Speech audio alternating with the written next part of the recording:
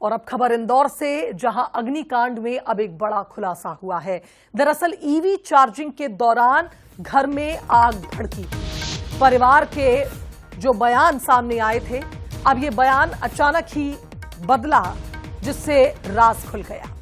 पहले चार्जिंग से इनकार कर रहा था परिवार, लेकिन अब ये बात मान ली है कि कार को चार्जिंग पर लगाया गया था।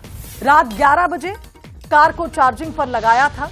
20 लोगों के बयान अब तक दर्ज हुए हैं। पुलिस ने बयान दर्ज किए हैं। पहले कुछ और बात कह रहे थे, लेकिन अब इस बात को कबूल रहे हैं कि ईवी कार को चार्जिंग पे लगाया गया था और यही वजह बनी कि ब्लास्ट हुआ और घर में आग भड़की। कैसे हुआ था हादसा, ये आपको बताते हैं। दरअसल इलेक्ट्रॉनिक कार चार्ज के दौरान उसमें शॉर्ट सर्किट हुआ, कार में आग लगी। ये आग कार से घर तक फैली। घर में रखे केमिकल से यह आग और भड़क गई। एक के बाद एक 4 सिलेंडर्स जिनमें धमाके हुए। डिजिटल लॉक फेल हो गया, दरवाजे बंद हो गए और यही वजह है कि दम घुटने से 8 लोगों की मौत हो गई। सवाल यह था कि आखिर इतनी बड़ी आग की घटना हुई कैसे। अब तक जो बयान थे, अब अचानक ही परिवार के बयान बदले और इस बात की पुष्टि हुई कि ईवी कार चार्जिंग के कारण ही, ओवर चार्जिंग के कारण ही ब्लास्ट हुआ और ये घटना हुई।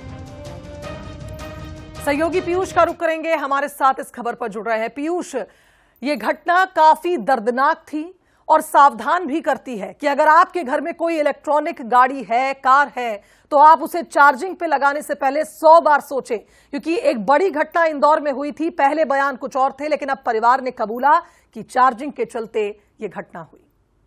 देखिए, अगर बात करें तो ब्रजेश्वरी एनेक्स में शुभांगी जिस तरीके की आगजनी घटना हुई थी, उसके बाद में सबसे पहले परिजनों का कहना था कि जो कार थी वो चार्जिंग पर नहीं लगी थी। सौरभ पुगलिया, जो मनोज पुगलिया के बेटे हैं, उन्होंने पहले ये बयान दिया था।